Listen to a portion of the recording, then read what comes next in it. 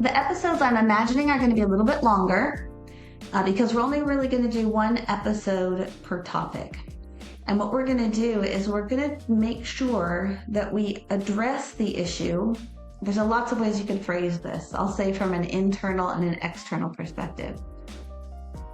Buongiorno. You're listening to Going, where God is at work, a podcast that sits at the intersection of missions theory and practice. We're walking out our call to ministry in faraway places and happy to have you join us on the journey. I'm your host, Jesse Pauli, a missions leader serving in Rome, and I'm here with Alessandro Di Leonardo, our church planter in Cisterna di Latina, and Jen Williamson, our missiologist who lives and works in Lyon. Hey guys, I just realized I rolled so many R's as I was saying your name, Alessandro. I was like, whoa. How are you guys doing? Good to be back. Good to see you guys. Yes, good to be back recording, being together virtually. Very good. It is. It was like at one point this summer where I was like, almost forgot that we do a podcast because we had taken such a long break, which it won't seem that way for the listener because we had batch recorded ahead of time. But for us, it was a pretty long time that we weren't recording. And I actually had someone mention the podcast, and it kind of reminded me oh yeah, that's right. We do a podcast. How's your guys' summer go? Busy. I always find it interesting when I hear people say, "Oh, the summer's sort of when things slow down." It didn't seem like that for us, but it's all good stuff. We got a chance as a family to go back to the States for 2 months to do to go around and visit different churches. To me, that was one of the highlights. I love visiting different churches that I've never got a chance to see, part of the network, part of the denomination. So that was really great. Of course, seeing family, being with my family.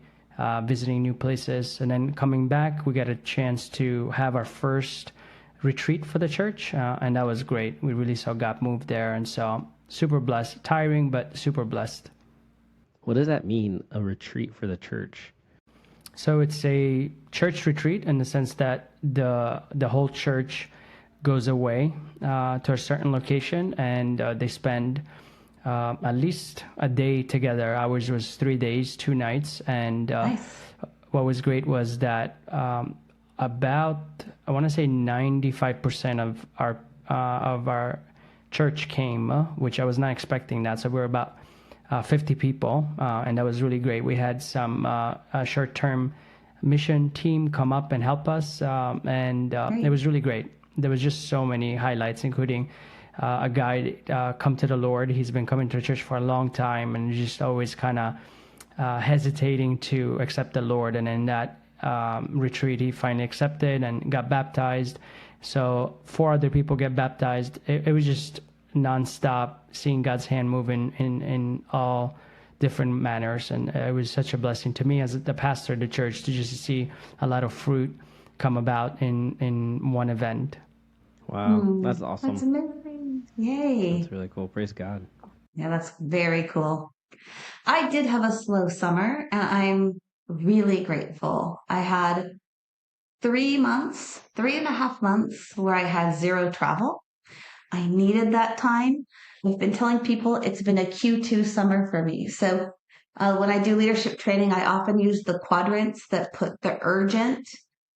You say urgent and not urgent, and then important and not important, and that creates 4 quadrants. And so the urgent and the important is often taking a ton of our time, and the important but not urgent can get ignored.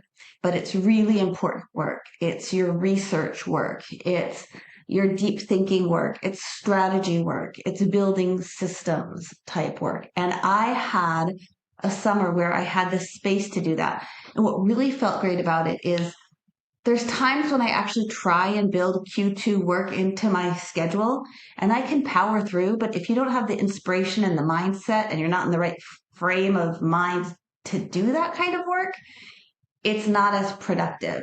And I felt like God's grace for me this summer was giving me both the time to get into that deep work and the mind space, the inspiration, the ideas, the resources I needed to make real progress in a lot of the strategic and systemic stuff I needed to develop for my work and things like that. So it's been a very refreshing summer for me. It's felt extremely productive in that sense, in a good way, while still being somewhat relaxing, because with not having to travel, I've just been able to enjoy being in Lyon this summer and walking my dog and, going to get gelato and just the stuff you can do. Yeah. Well, that's great. I like that the quadrants. I often feel that tension of being stuck in the important and urgent work, but not getting to some of the other stuff. So glad you got that opportunity. Yeah, it slows down for us in the summer here. And so this was the first summer we decided, well, since it's slow ministry in Italy, let's go back to the States and really be busy. So we were on a 5,000-mile road trip with our two children. They both did phenomenal, 2 and 4. We were, for the first 3 weeks, we were on the road every day for 4 hours, staying with a new family every night, different bed. It was very, very ambitious plan, but God was with us throughout the whole thing, and yeah, it was really encouraging. We kept praying as we would go and meet with a partner of ours, how can we encourage them and how might they encourage us? And so we walked away multiple times wow, I felt like we were able to encourage them, and we were super encouraged by the time that we got to spend together. So that was a lot of fun. And I think it was something that our family needed. So despite how tiring it was a good thing. By the end of the whole trip, we had stuffy noses and colds, and we had been everywhere from Atlanta, Georgia, to the border of Canada, all the way down to Texas. So it was just, we were all over the place.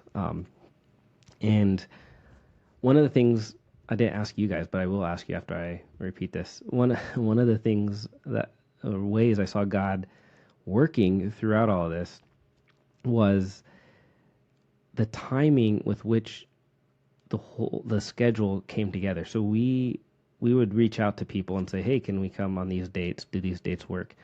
And it was every single person that we were trying to meet with, it was the dates were the only dates that would work for them. So the first couple we got to, they were we just got back from a travel week yesterday, and we're leaving the day you guys leave. So this was the only window that we could have saw you, was this day that you came.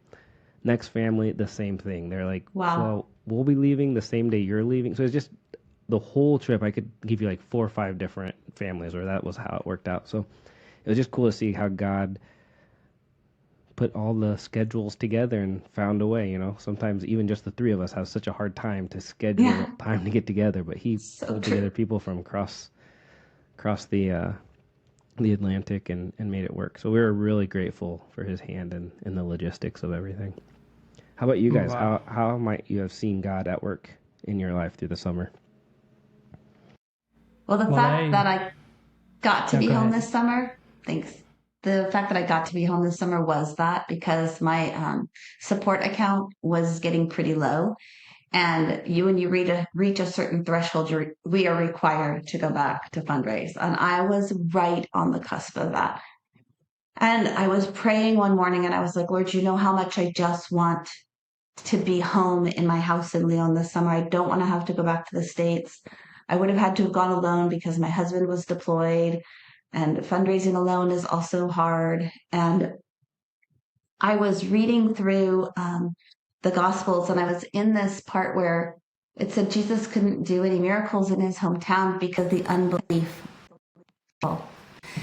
And I thought, you know what? I kind of believe that God could just raise these funds for me, but I have a lot of unbelief. And just a few chapters later is that famous story where the disciples are failing to heal a young boy, and the father says, Jesus, if you can, and he says, I believe, help my unbelief. And so I just really cried out to the Lord. I was just writing in my journal. I was like, Lord, I want to believe. I want to believe and I want to see your miracle. And I need to know that you see me and that you know how tired I am and how much I want to be home, but how much I want to be faithful, how called I feel to this job, and how convicted I am that this is where I need to be. And I don't see how this is going to work, but I believe, and will you help my unbelief? And I kid you not, within 24 hours, that's all I did. I prayed. I didn't talk to anyone. Within 24 hours, something close to $40,000 just got dumped in my lap. Some in support accounts, some in weird back tax refunds, some in like, it wasn't all support, but more than half of that was support. And I was like, oh my gosh, I feel so seen, Lord. And that wasn't even hard for you. Like, how could I not believe? Like, why would I not trust my Father to do what I need him to do? And so, yeah, I definitely felt the Lord in that way. Amen. I think we forget how important it is to feel seen. Sometimes it's not even about what he gives us; it's the fact that we feel like he's there. I think we all experienced him this summer. From a ministry perspective, I already mentioned the retreat, but personally, when we were in America, we also had a very ambitious travel plan where we took our also two little kids, and we were staying in so many different places. We'll have to compare notes just later, just to see who's got the most different places where we stayed. But there was one part of the trip where we just could not figure out how we were going to get there, because for the most part, we rented cars or we already coordinated everything. But there was just one moment where like we were going to another retreat, and we needed a car just to get there. To make a long story short, that was like a big question mark. But there was something that we both just kind of felt, me and my wife, that the Lord was just going to provide. And of course, that's a good feeling to have maybe at a distance. But as the days were getting closer, I started to have, maybe we both didn't hear the Lord well. But behold, the Lord provided, like a day before, he provided someone who just ended up saying, hey, I have 2 cars. Do you need another one to borrow? And I said, hey, I'm going away for a while. I'll have to give it to you like in 2 weeks. And he's like, yeah, that's fine with me. And so he gave us a car for 2 weeks, and it was exactly what we needed and more. And then also financially, we don't go to the States, like we don't necessarily budget for it. We just kind of say, okay, this is what's going to cost. We didn't like plan beforehand, like we put money aside. So this was going to have a big dent on our budget. But we knew we were going to, it's part of the part of being a missionary. And so when we went, we do our budget and everything. We tried to be good stewards, but nevertheless, there was still going to be a big chunk. And what's crazy is right before flying back home, the Lord blessed us in 2 ways. One is that he canceled our flight, which allowed us to spend time with my mother, which we didn't spend a lot of time, and my brother. So that was great. And in addition to that, because they canceled the flight, we got refunded for the whole flight going to America and back. And so that like covered a huge expense. So that was such a blessing. We couldn't stop thanking the Lord for that. So yeah, many, many ways we saw, I think all of us, the Lord move this summer. Wow. Yeah, those are cool. I see those advertised, especially here in Europe. You see them like, hey, if there's a trip was canceled or whatever. And I always think like, oh, who knows if they actually ever give it back to you. Like I feel like I'd be the lazy person that's like, I'm not going to bother to turn in the information. But your story inspires me to like every time I get a canceled flight, start turning in and trying to claim that. Well, this is great, and it's great to hear how God's been working. I think it's a good reminder. We talked about it in the newsletters. Like when we write newsletters, we're reminded of how God was working. And even just in these kind of conversations, it's awesome to be reminded by that. So this, guys, is the first episode of season 3. Don't know if you guys realize that. We didn't really say that at the beginning. But yeah, so we're on our 3rd season. We're like way past all the other thresholds and stuff. When we were looking into starting a podcast, they were saying that like most people don't get past like 2 or 3 episodes. We're in like, I don't know how many, 30 or some episodes, and way past it. So we're veterans already. But we just want to give you guys that the listeners kind of a glimpse of what's the plan for season 3, and talk through a little bit what you can expect this season. The first season that we did, we kind of followed Jen's dissertation, and so we just went deep into what does it mean to do missions with. And we looked at all kinds of topics of what that looks like. In season 2, we did 3-part mini-series, and so every topic we tackled in 3 different episodes, and that gave us room to go a little bit deeper into different things, and interview people, which was probably one of the most special parts of the whole thing, was just getting to hear from people who are actually practitioners. This season, we decided to tackle the theme of missionary taboos. And so we're going to talk about the things that we're not supposed to talk about, the things that no one really brings up, like dealing with doubt, having a flimsy faith, or money. No one really talks about money. I think we had each talked about money at the beginning of this, so we must be kind of outliners. But when it doesn't seem like Jehovah Jireh is providing all of our needs, what do we do? Results, metrics. This is probably one of the hottest topics, I think, that missionaries face. And to be honest, things like third culture kids, we talked about raising our kids. Like, these are things that, they're not necessarily fun things to talk about. We like talking about the latest evangelism tool or how many baptisms we've seen.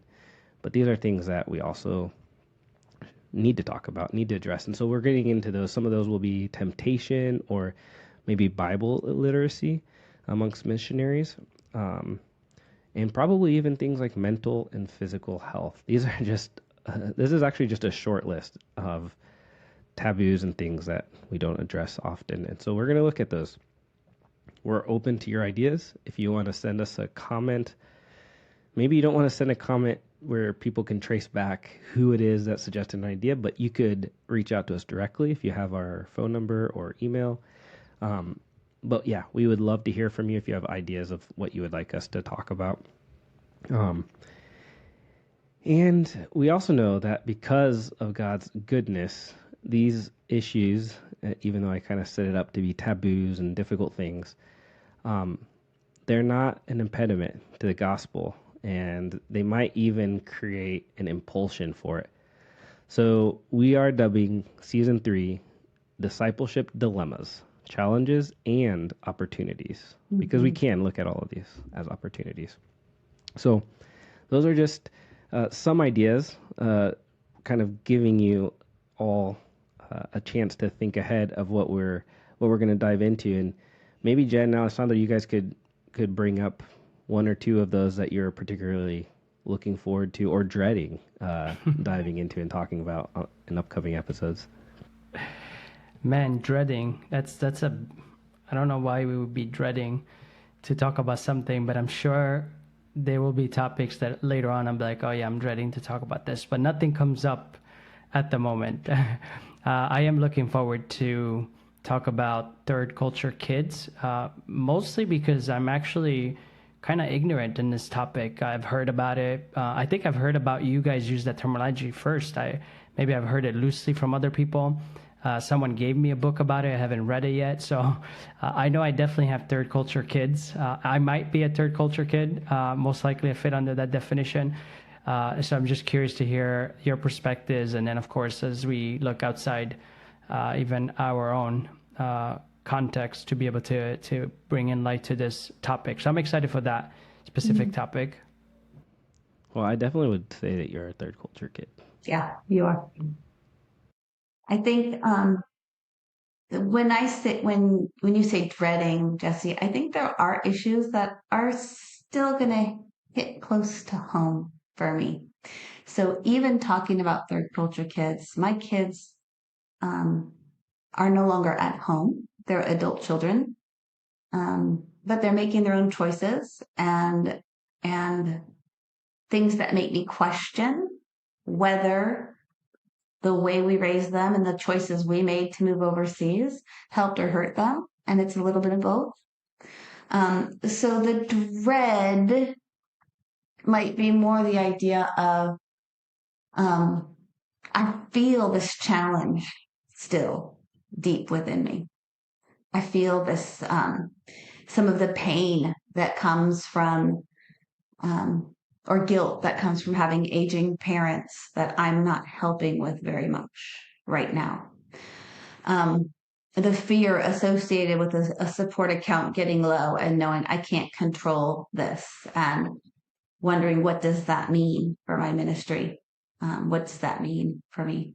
Temptation, everything in temptation could be from, relational, sexual temptation to temptation to think differently, to temptation to exaggerate numbers in a newsletter or results in a newsletter, because these challenging situations are hard for me to look at and admit. So I don't know that dread's the right word, but I'm keenly aware that these topics are things that hit close to home, and not things that I have total victory over or have reached complete peace and contentment in yet. So I'm still in process, and that's what makes them sensitive to me. Yeah. Yeah, dread might be tough, but there are some that I don't necessarily look forward to talking on a public podcast, but I do think we should do it. So I always say I will comply and do it as well. But I think talking about temptation, talking about the difficulties of raising kids, I think that will be hard to do. But like, then there's other things that I'm looking forward to that I think are taboo that shouldn't, like money. Like, I really enjoy. Someone actually asked me on this trip that I was on. They were asking me some things about raising support, and they're like, "Man, you like just talk about it so like positively. Like, you just really enjoy it." And I was like, "Yeah, I don't know why. I was super afraid of it before, but I actually do enjoy it, and I enjoy encouraging people in the process." And so there's things like that where I'm like actually looking forward to tackling it as a kind of taboo, because I wish we could remove that sticker or that label. But yeah, that's how I feel about the mental health and physical health ones, Jesse, how you just described. Yeah. Stuff that I think is really important, and I'm excited about it. I'm excited about talking about how we care for our minds and how we care for our bodies. Yeah. So those are some of the things that we're going to get into. But what is the structure that we're going to have? Jen, maybe you can kind of give us the format or the structure that we're going to apply. We did the three episode mini series before. What's this season going to look like? The episodes I'm imagining are going to be a little bit longer because we're only really going to do one episode per topic. And what we're going to do is we're going to make sure that we address the issue. There's lots of ways you could phrase this. I'll say from an internal and an external perspective. What I mean by that is each of these things have to do with my relationship with God. It's revealing something about who I am in Christ. It's touching on something about the sanctification process that's happening in me. And I think because we're missionaries and we're pastors and we're evangelists and we're called, too often our brain is in sermon preparation mode rather than sermon receiving mode and being taught through these examples and these situations and these things that we're facing. And with that posture, we miss out on opportunities to cooperate with what the Holy Spirit is doing in us and through us. So we want to make sure we look at the issue of raising third culture kids, not just from what that means to the kids, but what am I having to sacrifice? What am I having to pay attention to as a parent? What is God bringing to light in me, or how is a mirror being held up to me in this? And then also look at it in terms of, how does this impact my ministry? Are there certain things that we face that do pull us out? Like I mentioned, if my support gets below a certain threshold, that pulls me out of ministry for a little while. But are there other things? Are there health issues? Are there kid issues that actually we probably need to say, maybe God is saying, step back for a minute. Or are there opportunities that are being created by this? How might third culture kids be opening the door for the gospel for us? How might, a need that I have for mental health be opening the door for me to start a small group in my church for others who might be facing a similar struggle? So when I say internal and external, what I mean is we're going to look at it from um, a formative, personal, spiritual formation aspect. And then we're going to look at it from a ministry aspect. What does this produce in me? And what does this allow me to bring to my ministry? Because this is part of my experience. Yeah, that's good. So most likely we'll have some self-reflection that will come out, some maybe some testimonies of our own to share, but then also reflecting on kind of the the impact, I guess you said, on our ministries and what kind of the results of those different topics and how they impact and how they affect. I guess that's the word I'm looking for. Affect our ministries. What I like about this layout that we're proposing presenting for this coming season is that the reality is, at least for myself, when I'm listening to a podcast, is that there's times that I'm more at a posture of trying to learn something for myself, but then sometimes it's more like I'm thinking of something about the ministry, and I would like to get some info to help me there. Obviously, we hope that people are blessed in both aspects, but it's good to be able to kind of tackle both areas to be able to meet the needs of the people listening, whether you are looking to learn more from a personal growth, or you really are seeking to learn more about how to bring about and thrive and not necessarily thrive, but have more knowledge in that area of your ministry. So that's what I really like, this layout that we're going to have for this season. Yeah, and probably what people will find is maybe they're wrestling with something in ministry, and through one of the conversations that we're having or topics that we're having, it might unlock for them like, oh wait, maybe there's something in me, something that I need to work on in my own spiritual formation that would help me unlock or unblock whatever situation I'm in. So hopefully, yeah, to your point, Alessandro, we'll be able to address things that will help people not only grow, but also see their ministry grow and become more effective.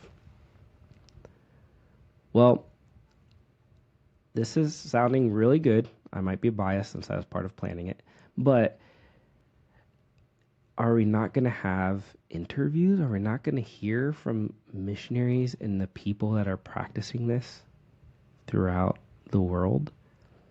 That's the question that I assume you're asking if you're listening to this. And the answer, I'll go ahead and answer it, is yes. We will still be hearing from practitioners and people around the world that are, seeking to see God's kingdom come here on earth. And so the way we're going to do that is going to be a mixture, and we're kind of calling these like roving reporter, or I'm trying to think of another catchy title to use, but nothing's coming to me. But as we're traveling, as we're out and about at events, conferences, or hosting people, we are going to take advantage of individually interviewing them and having conversations that get recorded for the purpose of this podcast. And so, for example, next week I'll be traveling to a conference, an internal conference for our GEM leadership. And if something comes up or there's someone there, I will have my smartphone with me and my mic set, and we will grab a corner and have a conversation that I'll record. Likewise, in October, I'll be traveling to Exponential Europe's conference. And so that will be another opportunity to talk to leaders from throughout Europe. And so I will be bringing my smartphone, obviously, with me, and a mic set to be able to interview people on that trip as well. And so we want to use different opportunities we have to either host people or travel to an event to get some of those expert interviews, or not necessarily expert interviews, but just practitioner. I like that word. People that are practicing their missiology wherever they're at. So do you guys have any upcoming events or things that you can maybe tease as places you might look for some interviews? Absolutely. My fall is one of the busier travel schedules I've had in a long time. I'm going to be in 4 different continents in a matter of about 8 weeks. So the first thing I'm going to hit is the Missio Nexus Mission Leaders Conference in Orlando, the end of September. There'll be 1,000 mission leaders gathered together. So I'm hoping to have an interview with a few of those while I'm in Orlando. Next, I'm heading to Budapest for the Hope for Europe Women in Leadership Conference. That's put on by the European Evangelical Alliance.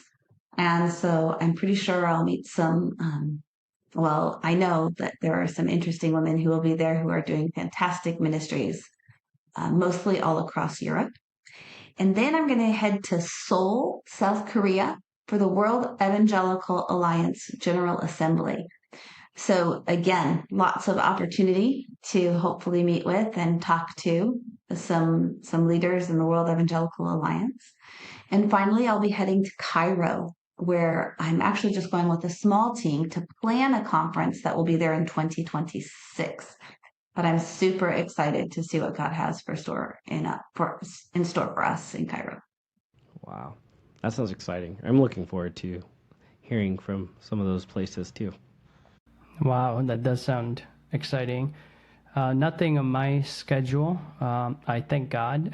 Like I said, we had a busy summer, and so to be able to just invest at the plant for this coming fall, I'm super excited for that. There are some things in the horizon that we might consider going to, but nothing solid yet. But I think what I'll do is like I said, we had some amazing events and people come over to help us on those events for the summer. And so instead of looking forward, what I'll probably end up doing is have the opportunity to maybe interview some people from the past events and to be able to kind of get some insight and to be able to kind of get some feedback about some of the things that we did together. I think that could be also very useful to our listeners in regards to just getting more and more information and learning from others.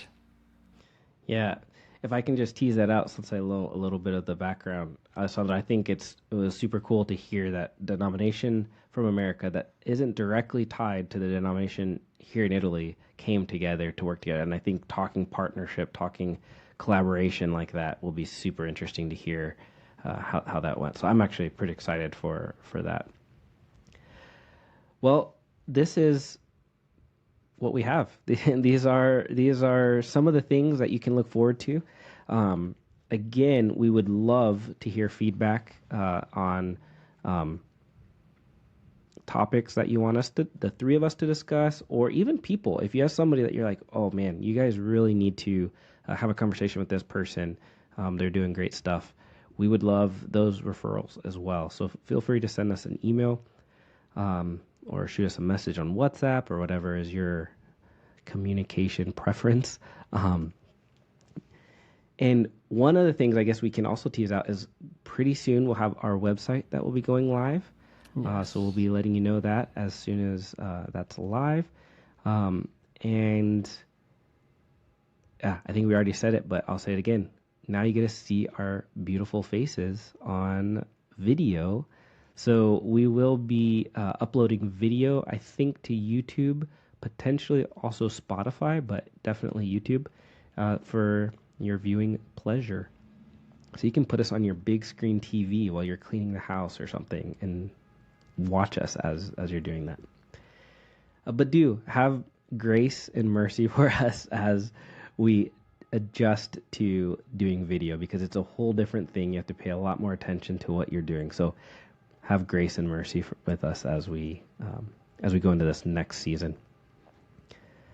Guys, any last thoughts that you want to add before we sign off on our first episode of season 3? Just exciting. I'm excited, I should say, that we get to talk about this. I think it's good that it's season 3 and not season 1 or season 2. I think we got to know each other through season 1, and season 2 we got to then receive some from people who we got to interview. And I just love the fact that now we get to dive in these taboos, as we said, to be able to, with the intention of growing. And so I'm excited for it. I'm really looking forward to this season. Yeah. And I think to add to that, we got to know each other. I think we do need to we've talked offline about making an in-person meeting happen, and we need to pull off an in-person meeting next. That needs to be on our agenda. And maybe after that, t-shirts that say going or something. I don't know. Anyways, I digress.